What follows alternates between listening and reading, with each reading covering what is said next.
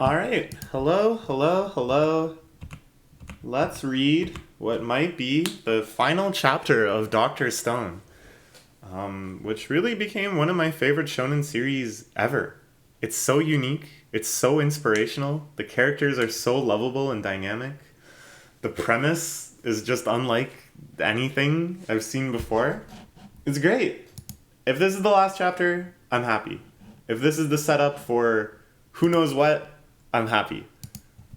No matter what, I'm happy, so let's get into it. They are returning to Earth. It's really beautiful, tranquil scene. Looking out the window, even Senku, so stoic and dispassionate about most things, cannot help but obsess over the Earth as they approach it, instead of, I don't know, working away already on his next project. Ah, beautiful.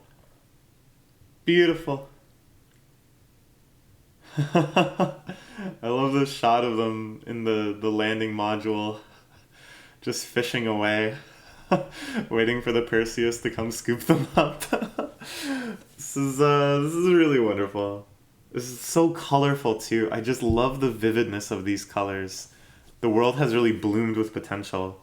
It's so different than the other color spread, which had such that alien blueness of the Medusas and the deep darkness of space.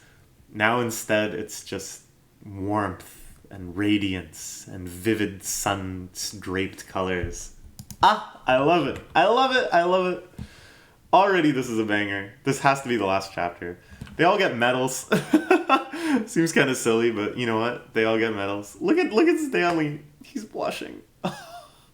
In the end, he was so moved by this recognition of how he helped in the greatest endeavor of the human race so far. And Kaisuke wearing an amazing outfit, those shoes. Sheesh.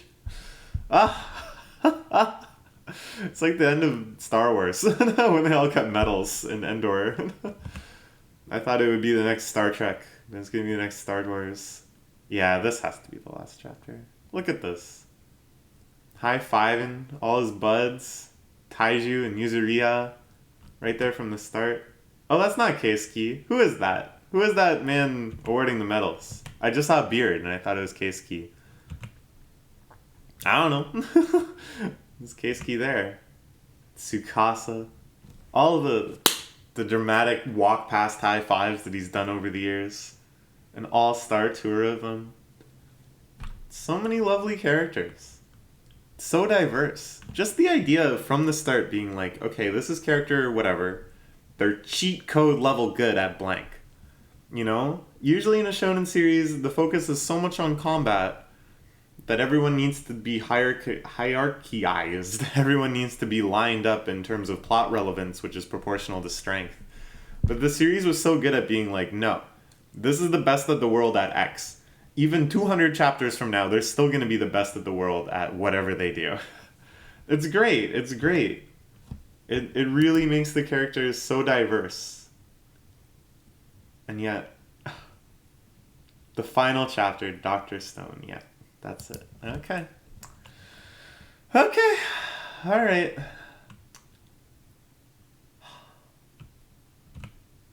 Let's get into it. Alright, several years later, civilization has advanced. They got planes. They always had planes, but now they got, I don't know, more planes. We got people making speeches, trying to convince the international scientific community, now revived, to go along with their plans.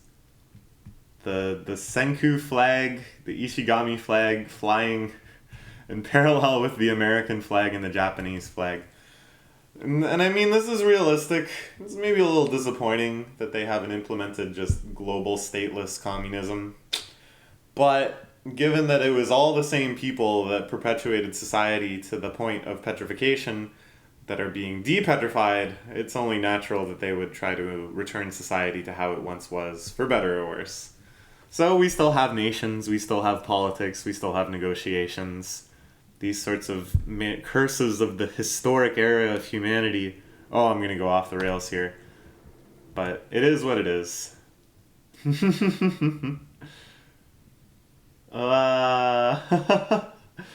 So they're recreating the new world.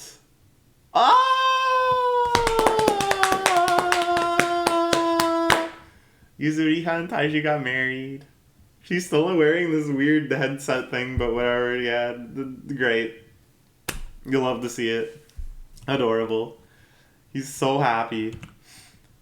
This is day 2 of our wedding. Wow, the wedding tour. Senku made the science team leave by the end of day 1. Whoa. Oh no. Oh. Everybody's having fun. I can't even get into all this stuff. Just such nice little moments. I think this is a recipe for success with shonen. Is that you set yourself up to have a big celebration at the end. You know? This is what I wanted. This is what I said I wanted. If it was up to me, this would last like 5 chapters. But we're just going to see the highlights in 1 chapter, I guess. And there's still some questions unanswered. We still got to see, what it is that Senku's planning. That he convinced the one Medusa to stay behind and help out with.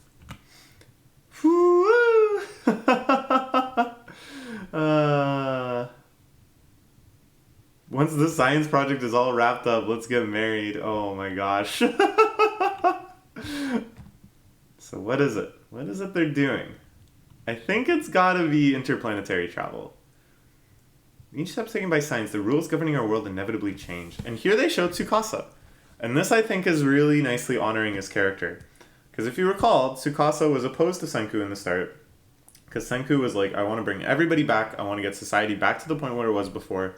I want to reinvent all of those technologies. And Tsukasa, based anarchist that he is like, nah. We need anarcho-primitivism. I'm going to be very selective about who I bring back. This is going to be a kingdom of only reasonable people who will, not impose all of the lies of society. And then when we're encountering this imagery of the tank and of the rules governing our world, we cut to Tsukasa. We see him basically amid his nightmare. We see him in the world that he strove to grind back down into something he thought was more reasonable. Hyoga, Zeno, and I once bloodied our hands to prevent the rebirth of the old world's hierarchies, but at this point, the idea of such a grim future is such a distant memory. I think we find ourselves judged and condemned.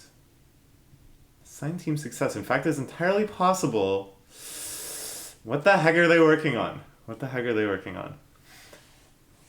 But I guess they're saying here, okay, everybody's back. There's countries again. There's politics again. But it's not going to be as bad as before. It's different. There's... The cycle of violence is broken. A proper happy ending that we didn't get an Attack on Titan. No, we don't have to get into that. But a proper happy ending that I think will be explosively happy once we learn about this science project. Whoa. Who is this? Sure. It's Girl Senku. They're dissecting the Medusa, or perhaps this is a broken Medusa. The science consultant, Kurare, gets credited one last time for this beyond scientific pseudoscience that, I said I wanted them to explain it. Even if it boils down to magic, I want to see how it boils up into something cool. So, a type of pool called a Higgs field gives mass to fundamental matter particles. Now, this is the Higgs boson, which is something theorized through symmetric models of atomic structure, that there has to be a particle that gives mass. Other ideas were things like the gravion, that has to do with, how the space-time is curved around massive objects to make them attract each other and stuff. Okay, the petrification device is capable of altering the water pressure in said pool, reducing its mass or weight to 0 allows it to fly. Phenomenon is organic molecules gain exist resistance via the Higgs field. I'll take it. I'll take it. It's just one panel. It's mostly just a gag. But they did, throw it in there. I think this is a nice thing to include for us nerds. That they tried. And then with this, what will they make? Been broken down to be studied. Yeah, that makes sense. The specimen is an inner chamber. Dr. Senku and his team are working on their special product. You said the same thing yesterday. What's he working on? This is the exact same trio that was brought together in the first chapter. Once again, Senku out in some lab fiddling with stuff. Taiju busting in and being like, "What's up?" Senku's got the one Medusa hanging around like a little Pokemon. His outfit kind of a fusion of his styles from before. The lab coat, but the cape. Very interesting. Cheering for you so hard from here in the science lab, my vocal cords will snap. Yeah, that's what he said. Because Taiju comes in and says, "I'm gonna go confess to Yuzuriha," and he's like, "I'm cheering for you so hard." Making something amazing. Structure itself. Huh? No. Time machine? Time machine? Time machine? Time machine? No. Time machine? No. What about Star Trek? I thought they were just gonna do Star Trek, not Doctor Who. Time machine? Making a time machine. Alright, I love it. I didn't think I would love it, but I kind of love it. Like, because if it was Star Trek, then it would almost be, 2 within expected boundaries. They already went to the moon. It is unfathomably harder to go anywhere else besides the moon, for sure. But they already did. We went through space and landed on something else, right? Now we're going to go further in space and land on something else. I guess that's not exciting enough. And because, it won't actually become this wonderful Dr. Stone Next Generation series of my dreams. And that's, that was just a dream all along. I shouldn't mourn the loss of that because that never actually existed. So instead, in this final chapter, why not leave him with a shocker? Time machine. Why? I don't know. To stop the initial petrification wave and save the lives of all the people that unfortunately crumbled away before being revived. How? Totally outside the realm of explanation. They toss this one panel about how the things float and petrify, but none of that at all translates into time machine. Time machine. What? Time machine. 21st century logic told us it couldn't be done. But maybe our grand goal can be realized. By shooting the Petra beam into the past to petrify the victims before they met their fates, maybe we could save them all. 7 billion members of humanity. Shooting the Petra beam into the past. Here we see Bakuen and those upon the International Space Station. But time machine how? What type of time machine? You splitting? You doing 2 parallel timelines? You doing paradoxes? You gonna get time loops going? Because if you get time loops going, it sounds like you're gonna time loop yourself out of all of this. You're gonna time loop the series out of existence. If you undo the initial petrification. If you undo Bakuen on the space station surviving and all of that stuff. Excuse me? What? Time machine?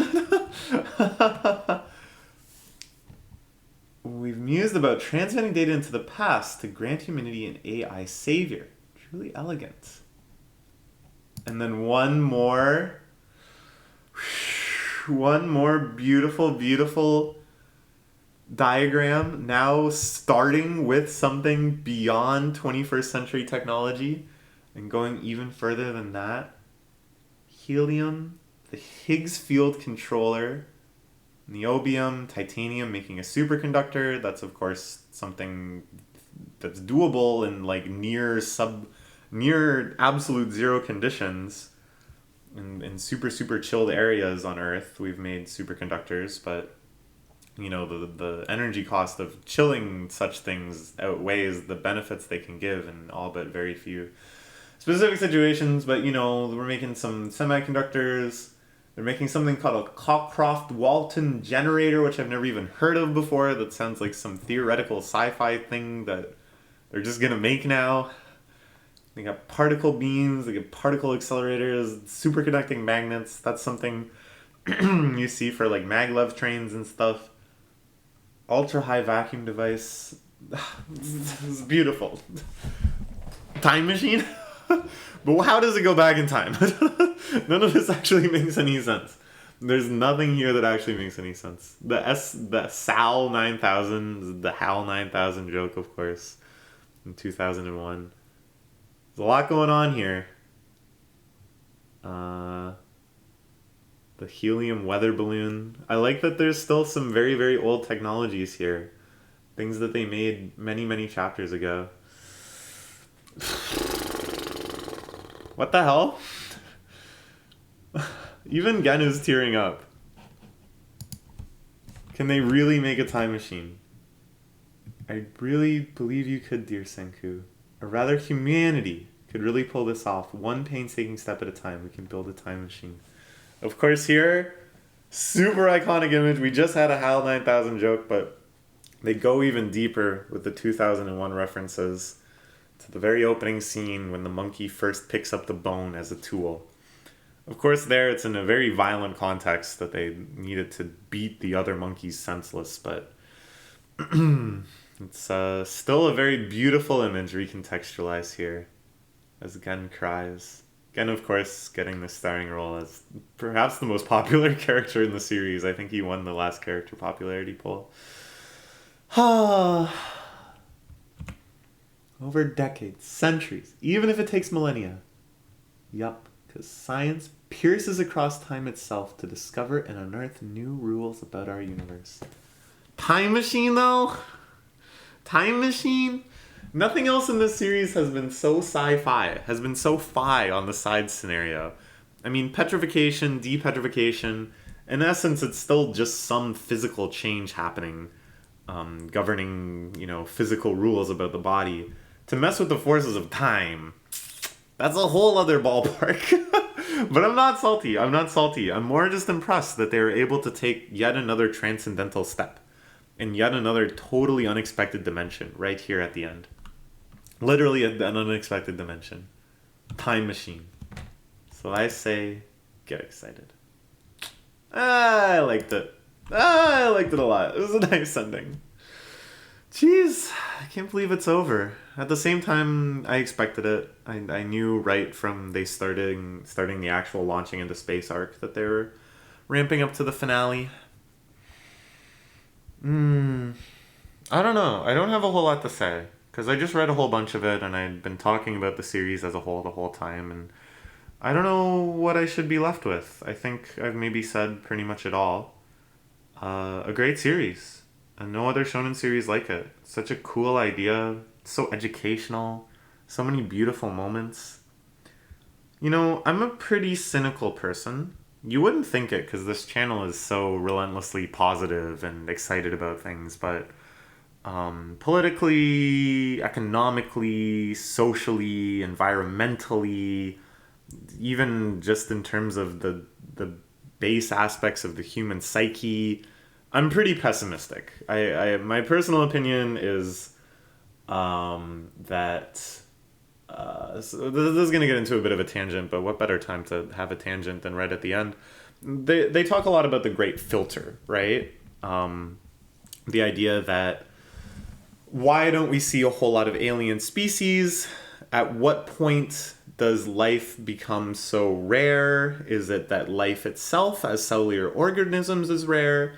Is it that intelligent life, as intelligent as an animal, is rare? Is it that intelligence strong enough to create a civilization is rare? Or is it that intelligence strong enough to create a civilization that propagates multiplanetarily and stuff is rare. You know, a civilization that would be large enough and you know, exploratory enough that we would actually make contact with it. Because basically, kind of one of those things has to be true to explain why we haven't seen any aliens. I'm of the opinion that it's the last option. I think life getting to the point that we've gotten to might not actually be all that uncommon. Because through experiments, they've seen cellular life actually is quite resilient and occurs under all sorts of weird conditions, very spontaneously. You can read some interesting studies about that, about the, you know, the various kind of like bacterial soup or protobacterial soup, singular cellular organism soup that they hypothesize was the origin of life on Earth. That seems like it wouldn't be hard to unlock under different conditions. And then getting this far, it kind of feels like it was almost inevitable that life makes so many attempts, so many tries at evolution through so many different species, that eventually one of them will be able to start taking advantage of the world in the way that we have. You know, the plot of the series, building up technologies, using resources that were available to us and all of that stuff, right? If it wasn't us, maybe it would have been octopuses, maybe it would have been dolphins, maybe it would have been parrots. But it just happened to be us because we got things like opposable thumbs and walking upright, whereas they specced into different stuff. Anyways, this all sounds very unscientific, but my point is basically that it feels like everything is inevitable up until the point where you actually get the power to destroy yourselves.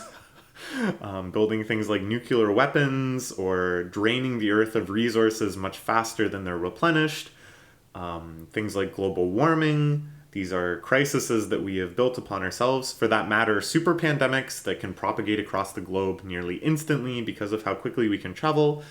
All of these things are curses we have brought upon ourselves at this level of intelligence, right? So I think this is the actual big challenge for species, for civilizations. Getting to the point where you're powerful enough to go multiplanetary and to actually make contact with aliens and not blowing yourself up before that point, right?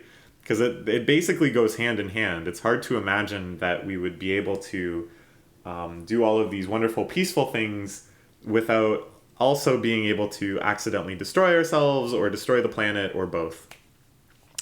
And basically, I don't have high hopes that we're not going to destroy ourselves. Everything I know about psychology, everything I know about history, everything I know about capitalism, to me strongly suggests that we are not going to save ourselves. And that's bleak, and that doesn't really feel good to consider. Sometimes I feel a little spiteful. Sometimes I'm like, yeah, good riddance. Because humans are capable of doing really, really horrible things to one another. And I don't know. I often think we should have been a herbivore planet. We should have never learned the deliciousness of meat.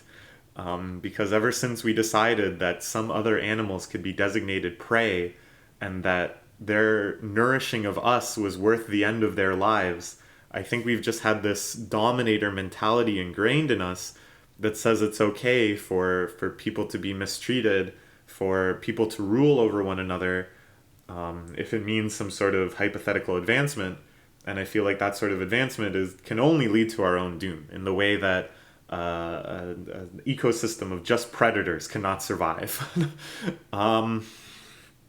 Yeah, I mean, it's all pretty bleak. When I think about it like that, it's all pretty bleak. And it sometimes is just this very cynical joy I get in thinking, all right, you trash species, this is what you wanted. You're not going to get off this doomed rock. You've doomed it yourself. Good job, idiots. But then I think about the amazing things humans have made. I think about the life-saving devices they've made. I think about... I remember reading this quote that said, the first real evidence of society is a skeleton with a healed bone. The first time that we were able to take care of one another so that we could recover from our injuries and still prosper. The history of medicine, the history of culture, The very existence of art, like Dr. Stone, to me, proves that this grand human experience, doomed as it might be, was worth it. Just because something ends poorly doesn't mean it wasn't worth it. Just because I believe that humanity is doomed doesn't mean that I shouldn't enjoy and celebrate the wonderful things people have made. Just because we use the most sophisticated technology in the world to do things like mint NFTs or mine Dogecoin doesn't mean that I can't also celebrate, using those exact same technologies for mapping out cancer genomes and helping cure diseases that once ravaged, societies. Even right now, we're in the process of beating COVID down with immunization and vaccines and treatments. We rose to some challenges. We've massively failed in other ways. But there are good people. There are billions of good people in the world. There might even all be good people, and it's just horrible tragedies of society that make them do horrible things for the sake of what they think is goodness.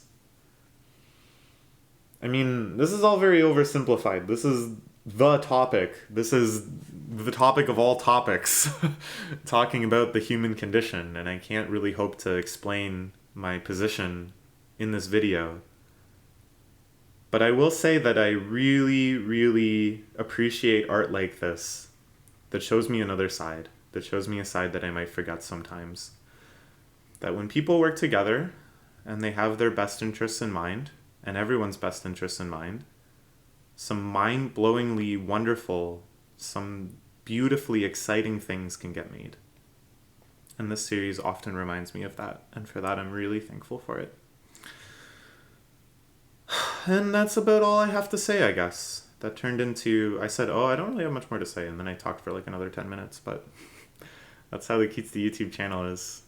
Thank you so much for joining me on this series. I hope you enjoyed it. I felt like I really grew up alongside the series in a lot of ways. My life has changed a lot since I started reading it. But if you've been with me this whole time, really, really thank you. I really, really appreciate that. And that's all for now. Please join me for some other manga reading